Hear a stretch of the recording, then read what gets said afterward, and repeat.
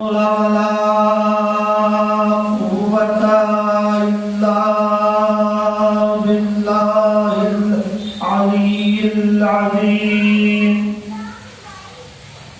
حسبنا الله ونعم الوكيل، نعم المولى ونعم النصير.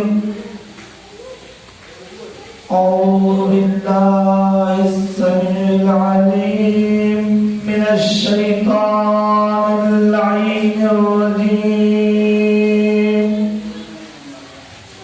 بسم الله الرحمن الرحيم. الحمد لله رب العالمين، بارئ الخلائق أجمعين. الحمد لله قاسم الجبارين، مبير الظالمين، مضلق الهاربين، نكال الظالمين، صريخ المستصرخين، موضع حاجات الطالبين. ثم الصلاة والسلام والتحية والإكرام على الرسول الأنام، شفيع ذنوبنا إن شاء الله، وحبيب قلوبنا وطبيب نفوسنا، صاحب الوقار والسكينة، المدفون بأرض مدينة، رحمة للعالمين، حبيبي إله العالمين، أبو القاسم المصطفى محمد.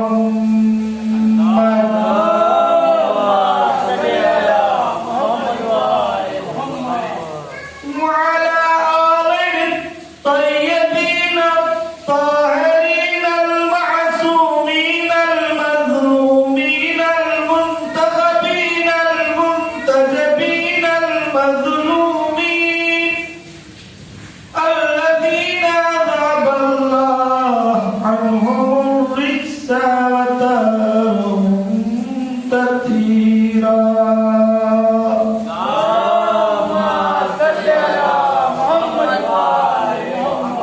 اللعنة الدائمة الباقية على أعدائهم وقاتليهم وغاصبي حقوقهم ومنكري فضائلهم أجمعين، من ساعتنا هذه إلى ساعة يوم الدين. أما بعد، فإن الله سبحانه وتعالى قال في كتابه الكريم، وهو أصدق الصادقين وقوله الحق. بسم الله الرحمن الرحيم. ولا رطب ولا يابس إلا في كتاب مبين. صدق الله العلي العظيم. صلى الله عليه وسلم. اقل اعزاء، یہ ایام اعزاء اور یہ ماہ محرم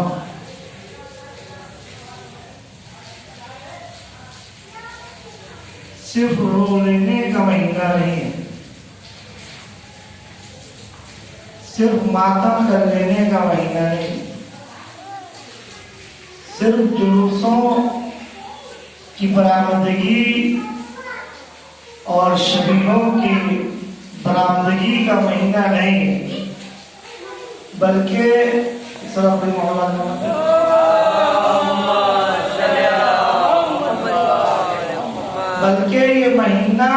وہ مہینہ ہے کہ جس مہینے میں انسان پورے طور سے اپنے آپ کو بیدار کر دے، اپنے شعور کو بیدار کرے، اپنی عقل کو بیدار کرے، اپنی آنکھوں کو بیدار کرے، اپنی زبانوں کو دوسروں کی اذیتوں سے محفوظ رکھے، ہاتھوں سے ظلم نہ ہو، قدم گناہوں کی طرف نہ جائے، اور معاشرے میں ایسے رہے کہ ہر ایک دیکھنے والا یہ کہے یہ کون جا رہا ہے،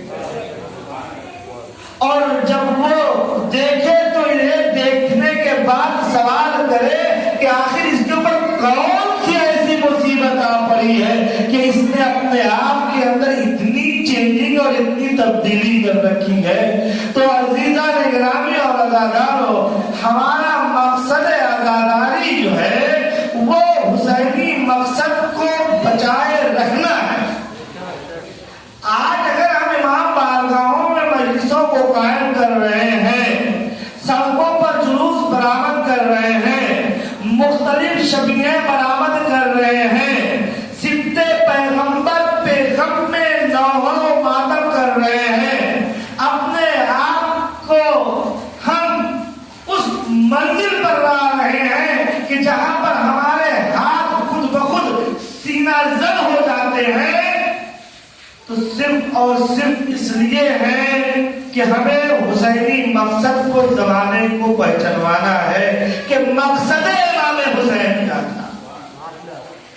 اگر ہم نے مقصد امام حسین کو سمجھ لیا کہ کیا مقصد تھا، تو مجلس کا مقصد خود بخود سمجھ میں آ جائے گا، فرش ادا کا مطلب خود سمجھ میں آ جائے گا، امام باڑوں میں کب پہنچا جائے یہ خود سمجھ میں آ جائے گا، جلوسوں میں کس طریقے سے ہم رہیں یہ خود سمجھ میں آ جائے گا، ماتم ہم کیسے کریں یہ خود سمجھ میں آ جائے گا، گریا اور بقا کی حالت ہماری کیسی ہونی چاہیے یہ خود سمجھ میں آئے گا، یہی نہیں پڑوسیوں کے ساتھ کیسے برتاؤ کریں یہ خود سمجھ میں آئے گا، دوستوں کے ساتھ کیسے رہیں یہ خود سمجھ میں آئے گا، بھائی کا کیسے احترام کریں یہ بھی سمجھ میں آئے گا، بہن کا مقام کیا ہے یہ بھی سمجھ میں آئے گا، بیٹی کا مقام کیا ہے یہ بھی سمجھ میں آئے گا، بہو کی منزلت کیا ہے یہ بھی سمجھ میں آئے گا، اور یہی نہیں بلکہ یہ بھی سمجھ میں آئے گا کہ اگر وقت پڑے تو کس طریقے سے اسلام پر سارے خاندان کو قربان کر دیا جائے یہ بھی سمجھ میں آئے گا۔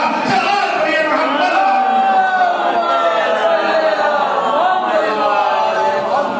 کیوں؟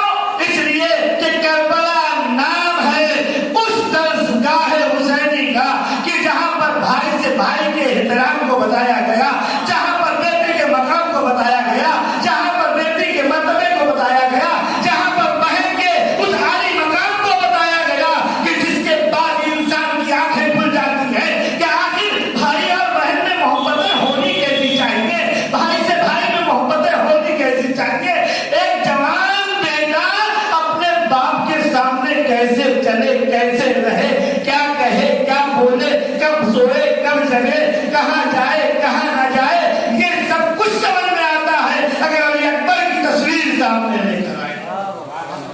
اور یقین جانیے کربلا کو اصل میں ہے ہی جناب علی اکبر کی، کربلا ہے ہی جناب علی اکبر کی، اور شاید بی بی زینب نے کربلا کی سرزمین کو جناب علی اکبر کے نام اس لیے دیا تھا کہ جوانی کا مرحلہ ہی وہ مرحلہ ہوتا ہے کہ جس میں انسان کی زندگی لرزہ بازداب ہوتی ہے، جس میں انسان بھٹکنے بھی لگتا ہے، جس میں انسان اپنے کو سدھار بھی سکتا ہے، جس میں انسان ہر ایک کی مدد بھی کر سکتا ہے، جس میں انسان اپنی زندگی کو سنوار بھی سکتا ہے، جس میں انسان دوسروں کی زندگی کو بنا بھی سکتا ہے، جس میں انسان ایک ضعیف کے ساتھ پوری طور سے مدد و ہمدردی بھی کر سکتا ہے۔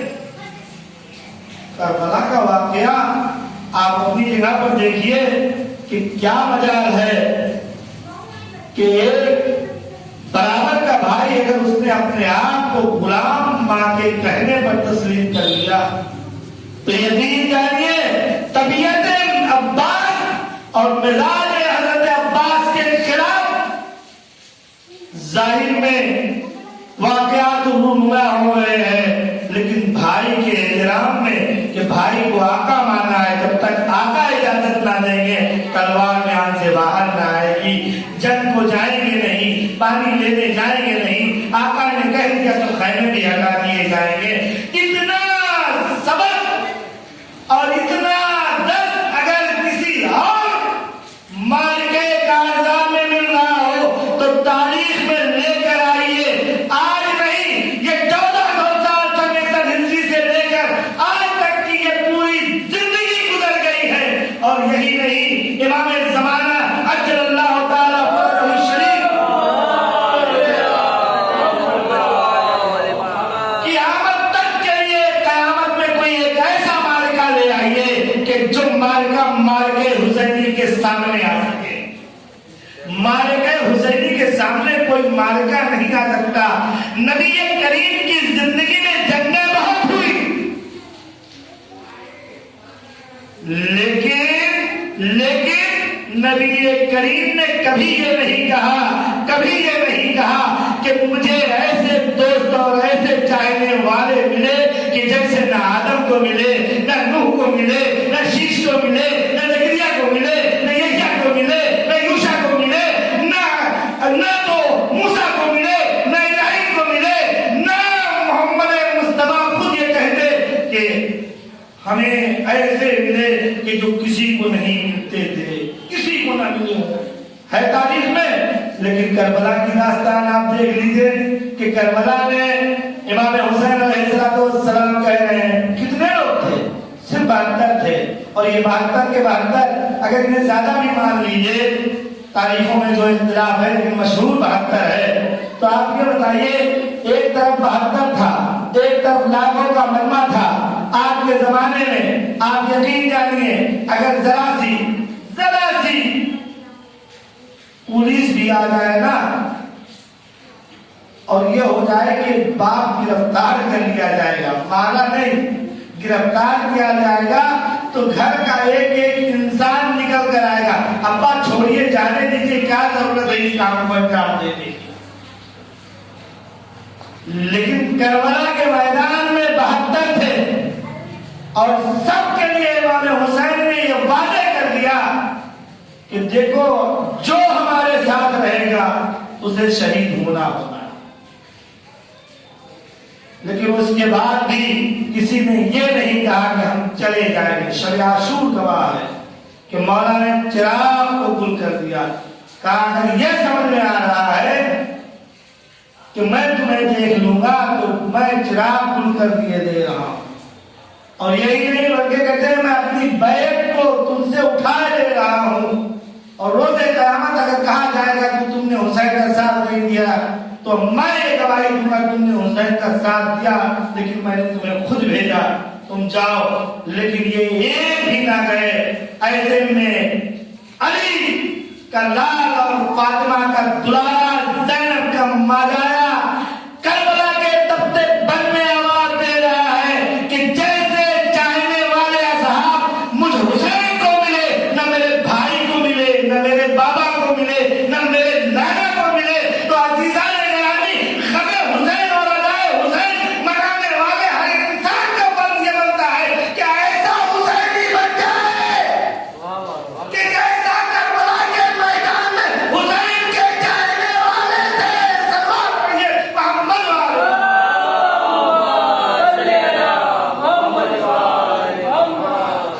اس بات کو بھی محمد والے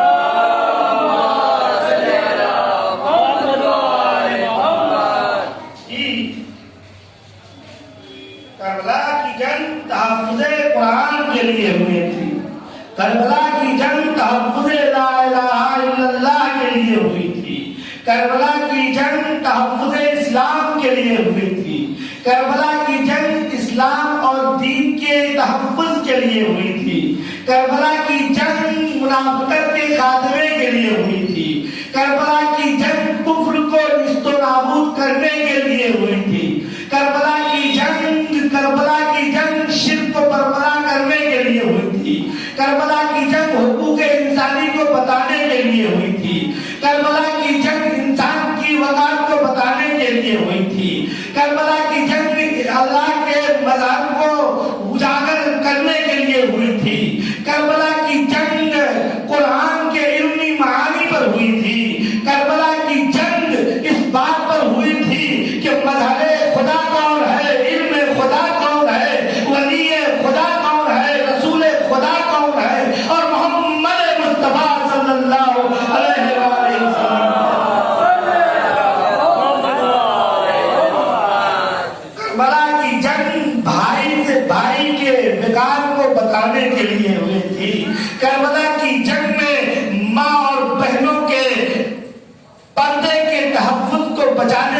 तरीके के लिए हुई थी। करबला की जंग में ये बता दिया गया कि देखो, अगर तुम्हारे सामने कोई दुश्मन तुम्हें नमाज के वक्त मारना भी चाहे तो शहीद बन जाना, नमाज रुकने मत देना। शहीद बन जाना, नमाज रुकने मत देना। तारीख गवाह है कि जब नमाज का वक्त हुआ, नबी के नवासे ने फौजे यजीदी की तरफ कहलाया कि जाओ इनसे कह दो, मसाइल नहीं पढ़ रहा हूं, बात बता रहा हूं कि करबला में था क्या। जाओ इनसे कह दो कि नमाज का वक्त हो गया है, हमें इतनी मोहलत दे दे कि जब नमाज से पहले शुरू ना करें, हम नमाज पढ़ लें। तो उधर से मालूम क्या जवाब आया था? उधर से जवाब आया था, यब्न ज़हरा, तुम्हारी नमाज कबूल होगी। लेकिन जब असहाबे इमाम हुसैन ने ये देखा कि उधर से जवाब सही नहीं मिल रहा है, तो एक मर्तबा आवाज देते हैं, शहीद जो है, मौला आप नमाज कायम करिए, हमारी नमाज तो आपकी हिफाजत में हो जाएगी। और हुसैन ने नमाज कायम करके बताया कि देखो, अगर तुम्हें ये जानना है कि मुहाफिज़े नमाज कौन है और नमाज को मिटाने वाला कौन है, तो करबला की जंग का मुताबिया कर लो। करबला की जंग का मुताबिया करोगे तो समझ में आएगा कि फौजे यजीदी ने नमाज को खत्म करना चाहा। हुसैन और हुसैनियत ने नमाज को उस मैदान में कायम किया। सल्लल्लाहु अलैहि मोहम्मद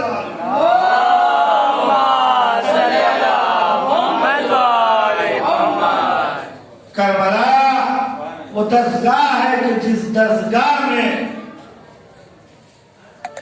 बड़े से छोटे मिलेंगे, जवान मिलेंगे, नौजवान मिलेंगे, खवातीन मिलेंगी।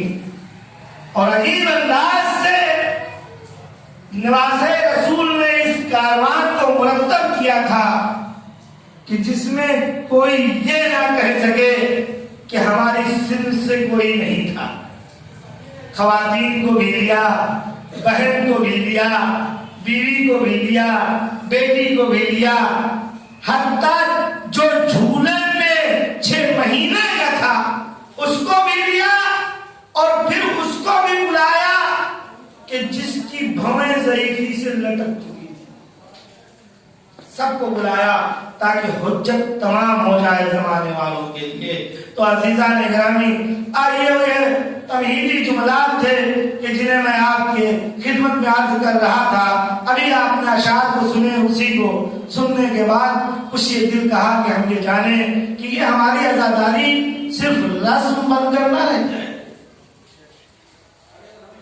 आज़ादारी कभी कभी ऐसा होता है कि नुक्ते जो होते हैं वो खतरनाक होते हैं। नुक्ते ये खतरनाक होते हैं, अगर बेजा लग जाए तो मसला पलट जाता है, रहमत ज़हमत में बदल जाती है। बेजा अगर लग जाए तो रहमत ज़हमत में बदल जाती है, और अगर बाजा लग जाए तो आदत इबादत में बदल जाती है। सलात पढ़िए मोहम्मद है।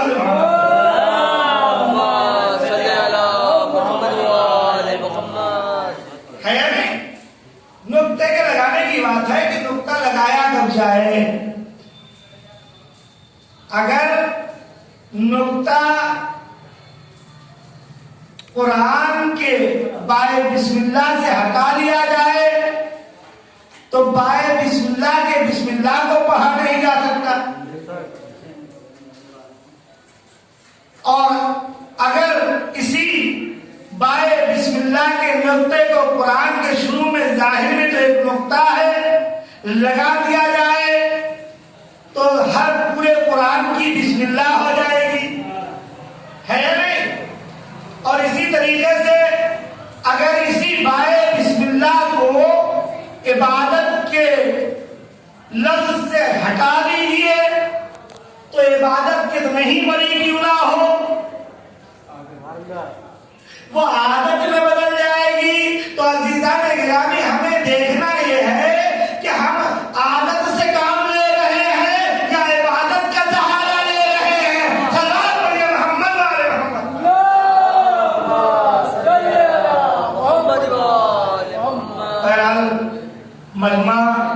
بارش کی وجہ سے رکا ہوا تھا. بارش ہو رہی تھی اور یہ بارش نہیں ہے، یہ تو رحمت الہی ہے. اور میرے خیال سے یہ رحمت الہی یہ بتانا چاہتی تھی کہ دیکھیے اگر اس سے بڑی رحمت کے سائے میں آنا ہے نا تو تمہیں، اور ظاہری بات ہے کربلا کے میدان میں جو رحمت للعالمین کے نواسے کے سائے میں آئے تھے نا، وہ تیغ و تبر کے سائے میں تھے، تلواروں کے سائے میں تھے، نیزوں کے سائے میں تھے، بھوکے تھے، پیاسے تھے، لیکن میدان کربلا میں کس کے ساتھ تھے؟ غریب کربلا کے ساتھ ساتھ رہے ہیں، غریب کربلا کے ساتھ ساتھ رہے ہیں.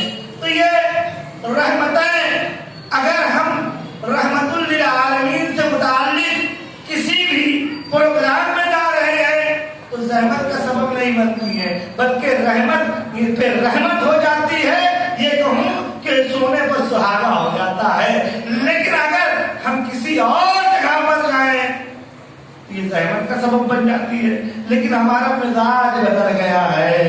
مجلس اگر ہے، بارش ہو رہی ہے تو کیا کریں، تو بارش ہو رہی ہے. لیکن اگر ابھی کہیں پر ولیمے کا ایک پروگرام ہو تو بارش لاکھ ہو رہی ہے، تب کوئی فرق نہیں پڑتا.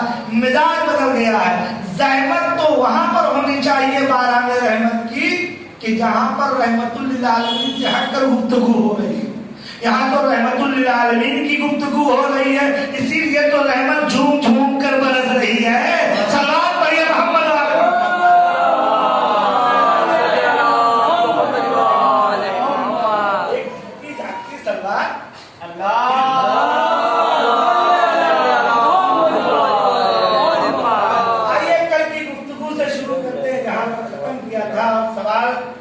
جواب ادھورا رہ گیا تھا.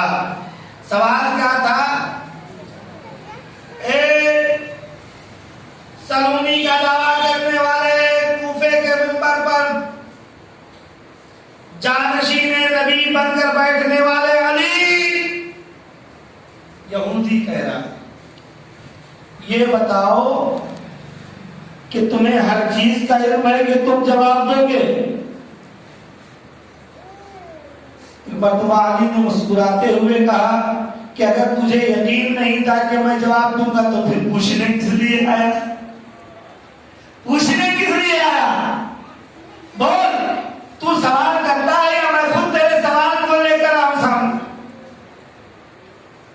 اب اس کی سمجھ میں آیا کہ کہیں ایسا نہ ہو کہ میرا پول کھل جائے. کھڑا ہو گیا. کہا بتاؤ وہ کون سی چیز ہے جو اللہ کی مخلوق نہیں ہے؟ کہا یہ سوال کا جواب بھی بڑا مختصر کر دیا تھا. تو ایک مرتبہ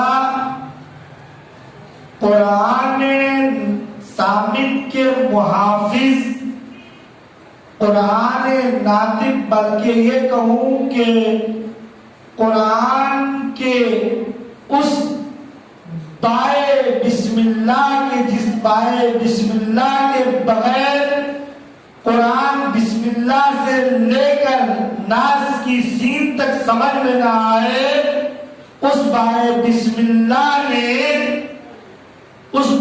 بسم اللہ نے اپنے آپ کو باقی نقطے کا مرکز بتاتے ہوئے اس یہودی کی توجہ کو اپنی طرف مرکوز کیا اور جواب دیا کہ جی وہ چیز کہ جو اللہ کی مخلوق نہیں ہے وہ قرآن کریم ہے. قرآن کریم ہے. ایک مرتبہ یہودی چوکا تو نہیں لیکن ہکا بکا ضرور ہو گیا. ارے یہ تو جواب دے دیے. وہ جانتا تھا، آپ نے دیکھا ہوگا اکثر ہمارے یہاں بھی وہی ہوتا ہے کہ مولانا سے وہی سوال کیا جاتا ہے جو سامنے والا خود جانتا ہو. ہے نہیں؟ جب تک جانتا نہیں، جب تک، یہ تو ہماری کمی ہے واقعا کہ جن سوالوں کو ہم جانتے ہیں انہی کا امتحان کے طور پر مولانا سے یا جاننے والوں سے پوچھتے ہیں. جبکہ ہونا یہ چاہیے کہ جو نہیں جانتے اسے پوچھے، جو جانتے ہیں وہ تو جانتے ہی ہیں. ہے نہیں، لیکن یہ ہے تو اب وہ پوچھ رہا تھا، چونکہ جان رہا تھا، لیکن اسے یہ نہیں معلوم تھا کہ اگر ہم نے ان سے پوچھ لیا تو یہ میری جان کو لگ جائیں گے. کہا ہاں قرآن ہے. کہا قرآن کیا ہے، کیسے قرآن ہے؟ کہا دیکھو قرآن اللہ کی مخلوق نہیں ہے بلکہ علم اللہ اور کلام اللہ ہے. اور تمہیں یہ معلوم ہونا چاہیے کہ اللہ کا علم اللہ کی ذات ہوتی ہے، اللہ کی ذات ہے، اللہ کی مخلوق نہیں ہے. اور جو ذات ہوتی ہے وہ مخلوق نہیں ہے، تو اس کا مطلب یہ ہے کہ قرآن اللہ کی ذات ہے، علم ہے، علم ذات الہی ہے، اور ذات الہی مخلوق الہی نہیں ہوا کرتی. ذات الہی مخلوق الہی نہیں ہوا کرتی. تو اب سمجھ میں آیا کہ یہ قرآن ہے کہ جو علم الہی ہے، یعنی ذات الہی ہے، یہ اللہ کی مخلوق نہیں ہے بلکہ اللہ کا علم ہے. تو عزیزان گرامی، یہیں پر روک کر آپ کی توجہ کو ایک طرف میں لے جانا چاہتا ہوں کہ اسی قرآن کے لیے کہ جو نازل ہوا ہے، کئی صفحات پر مشتمل 6600 سے زیادہ آیتوں پر مشتمل قرآن نازل ہوا ہے، اس کے لیے اللہ یہ کہہ رہا ہے کہ میں نے اس قرآن کو تمہارے قلب پر نازل کیا ہے، تمہارے قلب پر نازل کیا ہے. تو یہ سمجھنا چاہیے کہ یہ قرآن جو نبی کے قلب پر نازل ہوا ہے نا، یہ قرآن نہیں ہے، یہ اللہ کا علم ہے جو نبی کے سینے میں ہے. اے نبی تو امی کہنے والے، اللہ کا سارا علم نبی کے قلب پر نازل ہوا. سب اور پڑھیے محمد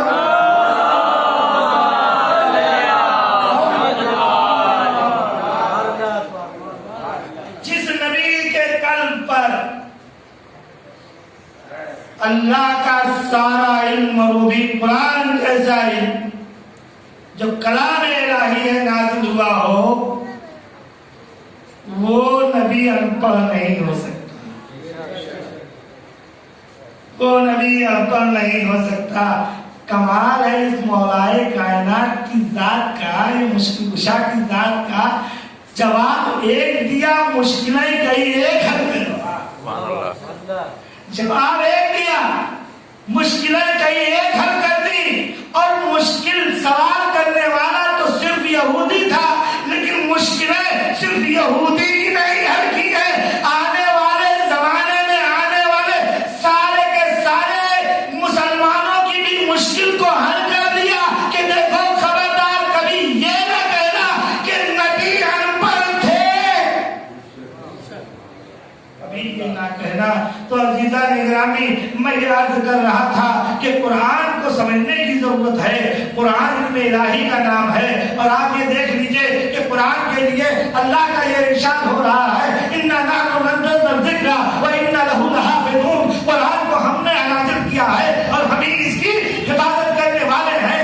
آخر یہ بتا دیجئے کہ چار کے چار کتابیں آسمانی کتابیں ہیں، لیکن کون سی کتاب ہے کہ جس کتاب کے لیے اللہ نے اس جملے کو کہا ہو؟ کیا توریت کے لیے اللہ نے اس جملے کو کہا؟ کیا انجیل کے لیے اللہ نے اس جملے کو کہا؟ کیا زبور کے لیے اللہ نے اس جملے کو کہا؟ نہیں، صرف قرآن کے لیے کہا.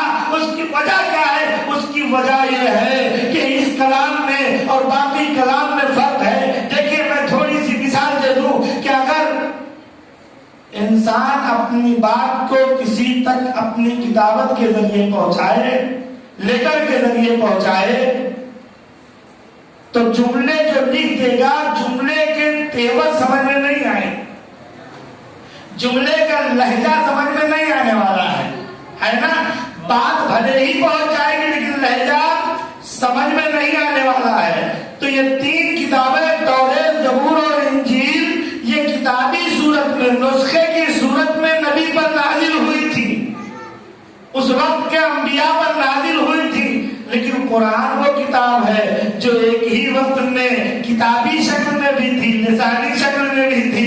اللہ کی طرف سے جبریل امین لے کر آتے تھے، پھر نبی کو سناتے تھے، نبی خود اسے پڑھتے تھے اور تلاوت کرتے تھے.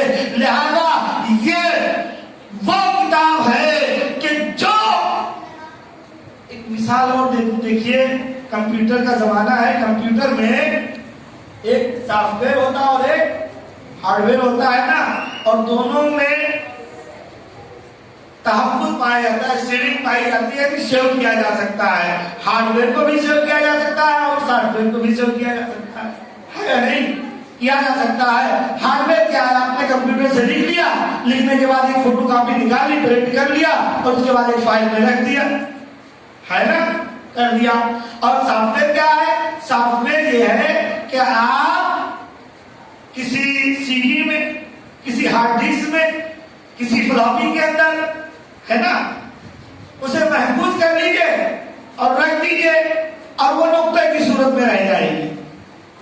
अब जब उसे आप उस नुक्ते को खोलेंगे तो वो खुलती हुई चली जाएगी, वो खुलती हुई चली जाएगी। यही तो हुआ कि जो कुरान कल्बे पैगंबर पर नाजिल हुआ, ये कुरान जो कल्बे पैगंबर पर नाजिल हुआ है ना, ये कल्बे पैगंबर वो सॉफ्टवेयर है कि जिसके अंदर कुरान मजीद को महफूज कर दिया है अल्लाह ने। अब ये कुरान का तहफ्फुज़ इस सॉफ्टवेयर में हो गया है। इसके बाद जो भी जिक्र करता रहेगा, जो भी तिलावत करता रहेगा, उनके दिलों में ये कुरान समाया रहेगा, कभी खत्म होने वाला नहीं है। लिहाजा जब कभी खत्म होने वाला नहीं है तो जो दिल में रहता है उसके अंदर तब्दीली भी नहीं आती, और जो ये कहता है कि कुरान के अंदर तब्दीली ले आओ, उसकी पूरी जिंदगी तब्दील हो जाए, त्यागी बन जाए, हिजवी न रहे, फिर भी कुरान क्या कुछ नहीं बिगड़ता। सब पढ़िए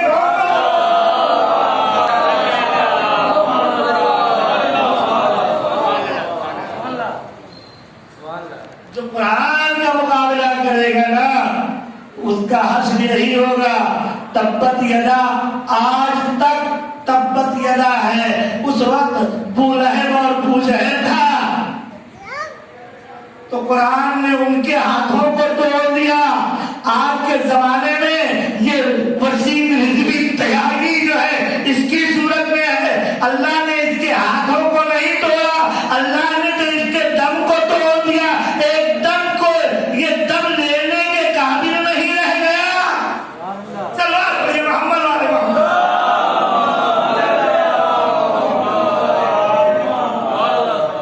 ये कुरान मजीद है, कोई मामूली किताब नहीं है। अल्लाह ने इसकी हिफाजत का वादा किया है कि हम इसकी हिफाजत करेंगे। गुफ्तगू और आगे है इंशाअल्लाह। इसके बाद चूंकि मौलाए कायनात ने मिंबर से हमेशा यही कहा, सरूनी सरूनी। मौला को यह मालूम था कि हम एक दिन शहीद हो जाएंगे। जब मुर्सले आदम न रहे कौन रहेगा? लिहाजा अली ये फरमाते रहे कि देखो मुझसे पूछ लो इसके पहले कि मैं तुम्हारे दरमियान न रहूं, इसके पहले मैं तुम्हें ना मिलूं, तुम मुझसे पूछते रहो। सवाल बहुत किए गए, इंशाअल्लाह मैं बताऊंगा। और मौला अली के बाद, मौला अली से पहले नहीं, मौला अली के इस दावे के बाद बहुतों ने सलूनी का दावा किया। उनका जो नतीजा हुआ उसे भी इंशाअल्लाह बताऊंगा। ये पूरा आशा चल रहा है, इंशाअल्लाह मैं बताऊंगा और सुनिएगा। लेकिन आज यहीं पर गुफ्तगू खत्म। 2 मुहर्रम है और 2 मुहर्रम की तारीख जानते हैं, करबला की वो तारीख है कि जिस दिन से करबला करबला होगी, जिस दिन से करबला करबला हो गई। वो गरीबों का काफिला कि जो 28 रजब को मदीने से चला था और इस शान से चला था कि बनी हाशिम भी थे, चाहने वाले भी थे, बीवियां भी थी, बेटियां भी थी, बच्चियां भी थी, छोटे बच्चे भी थे, नन्हे असगर भी थे, सब के सब आज 2 तारीख को उस सरजमीन पर पहुंचे कि जिस सरजमीन पर पहुंचने के बाद अचानक मेरे मौला का घोड़ा रुक जाता है। मौला के घोड़े का रुकना था कि मौला अपनी सवारी बदलते हैं, सवारी के बाद दूसरी सवारी। रवायतों में मिलता है कि मौला ने 7 सवारियां बदली, लेकिन कभी सवारी आगे ना बढ़ी। आप इंसाफ से बताइए, गाजी अब्बास भी देख रहे हैं, शहजादा अली अकबर भी देख रहा है, शहजादा कासिम भी देख रहा है कि मेरे चचा चाहते हैं इमाम वक्त चाहते हैं कि सवार होकर आगे बढ़े, लेकिन सवारियां आगे नहीं बढ़ रही है। आखिर ये माजरा क्या है? इमाम वक्त की मुखालफत ये जानवर करें। इन जानवरों ने अपने बेज़बानी से बताया, मौला जरा मेरे कदमों की खाक को तो देखिए, सूंघ कर देखिए, इस खाक के अंदर तो आपके खून की बू आ रही है, इस खाक के अंदर आपके खून की बू आ रही है। हाँ, यही हुआ। जब वहां पर काफिला रुक गया तो शहजादी ज़ैनब एक बार जनाब अब्बास को बुलाकर कहती हैं कि भैया अब्बास, जरा मेरे माजाए से ये तो पूछ लो कि ये कौन सी जगह है कि जहां पर जब मैं चलती हूँ तो मेरा कदम लड़खड़ाने लगता है, मेरे बाल बिखर जा रहे हैं, मेरा मकबरा गिरा चला जा रहा है। और हे भैया अब्बास, मेरे भैया से ये कह दो कि इस खाक में तो मेरे भैया की बू आ रही है। काफिला रुका। रुकने के बाद मजलूम करबला ने खाके करबला को उठाया, सूंघा, सूंघने के बाद कहा अब्बास अब यहीं पर सबको रोक दिया जाए, और रोकने के बाद कहा जरा पता लगाया जाए कि यहाँ कोई आबादी है तो हमें बता सके। पता लगाया गया, पता चला बहुत ही दूरी पे एक कबीला है जो कबीले बनी असद है, वो यहाँ रह रहा है। कहाँ पता लगाओ ये जमीन किसकी है, क्या ये जमीन वो बेचेंगे? गए, जाने के बाद पता लगाया। जब वहां से लोग आए, आने के बाद लोगों ने बताना शुरू किया कि इस जगह को नैनवा कहते हैं, इस जगह को दश्ते करबला कहते हैं, अलग अलग नाम शब्द फराक है, सब नाम बताते रहे। लेकिन मौला ने ये कहा कि ये जगह हमें खरीदनी है। कौन है जो बुजुर्ग इस कौम का है, उसे लेकर आओ। एक मर्तबा वो बुजुर्ग कि जो चल नहीं सकता था, जिसकी कमर झुकी हुई थी, लोग जाते हैं उसको लेकर आते हैं। जब लेकर जाते हैं, लेकर आते हैं, उठा कर लेकर आते हैं, और जनाब अब्बास को वो देखता है तो एक मतवा कहता है क्या तू किसी कौम का सरदार है? जनाब अब्बास कहते हैं नहीं, मेरा सरदार तो कोई और है, मेरा अमीर तो कोई और है। वो शख्स कहता है झूठ ना बोल, तू किसी कौम का सरदार है। कहा नहीं, मैं अपने सरदार से अभी मिला देता हूँ। इधर गए, मौला अब्बास जनाब इमाम हुसैन से कहते हैं कि वो शख्स आ गया कि जो इस कबीले का सबसे बुजुर्ग है। मौला अब्बास के हमरा इमाम हुसैन आते हैं, उस शख्स के पास आते हैं। जब उस शख्स के पास पहुंचते हैं, एक मतलब वो कदमों पर गिर कर कहता है क्या तू नबी है या किसी नबी का बेटा है? अल्लाह अल्लाह, वो शख्स परेशान हो जाता है। एक मतलब फिर अपने आप को काबू में ले आता है। ले आने के बाद कहता है हाँ बताओ क्या माजरा है? कहा देखो हम यहाँ पर आए हुए हैं, हम यहाँ रहना चाहते हैं, हम यहाँ घर बनाना चाहते हैं। हाथों को जोड़कर कहता है आका आका, मैं एक बात बताऊं, आप यहाँ न रहिए, आप यहाँ घर न बनाइए, जब तक चाहे रहे लेकिन घर न बनाइए।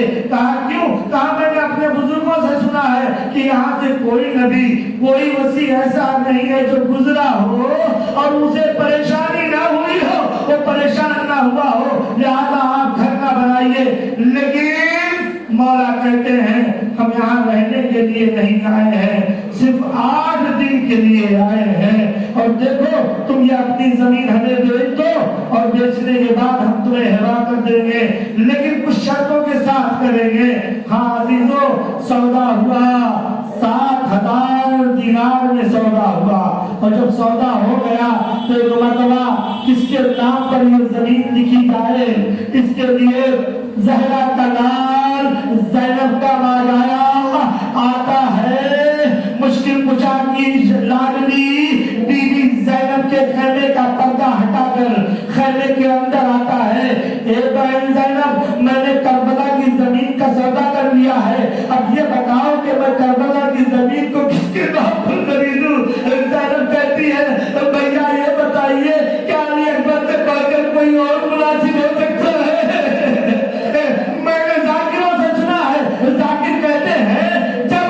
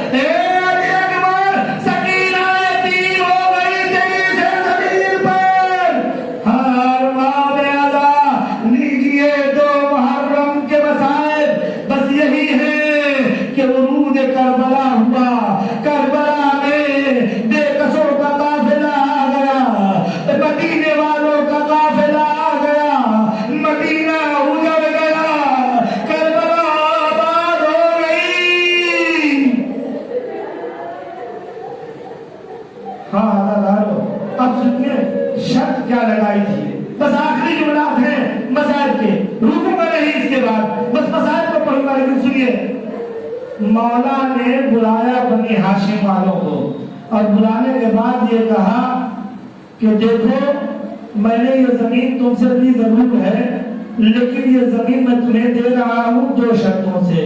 پہلی شرط یہ ہے کہ تم 8 دن تک نہ تم میں سے کوئی جوان آئے گا نہ کوئی بچے آئیں گے نہ عورتیں آئیں گی. 8 دن تک کوئی یہاں نہیں آئے گا چاہے یہاں سے رونے کی آواز ہی کیوں نہ جائے.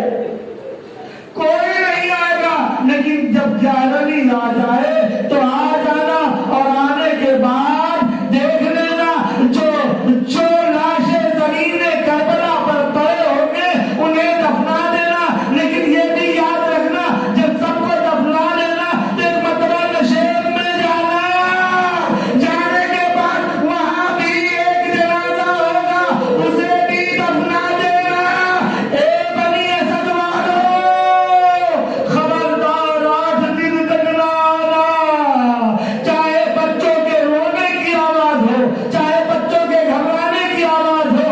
اور اے بنی اسد والو ایک وعدہ اور کر لو کہ جب ہمیں دفنا دیا جائے اور ہماری زیارت کرنے والے آئے ہمارے چاہنے والے شیعہ آئے دیکھیے مولا کیسے وقت میں ہمیں یاد کر رہے ہیں کیسے وقت میں ہمیں یاد کر رہے ہیں. بنی اسد والو جب ہمارے ظاہر ہماری زیارت کو لیے آئے تو تم نے 3 دن تک مہمان رکھنا اور یہ جان لو کہ تم نے 3 دن تک پانی بھی دینا کھانا بھی دینا اس لیے کہ اس تختے پر میں ہمیں دل کا بھوکا پیاسا انتظار کر دیا جائے گا.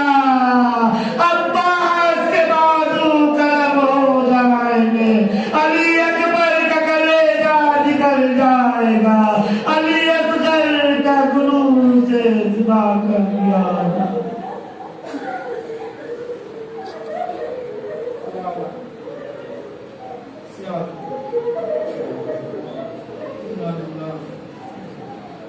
معاف کریں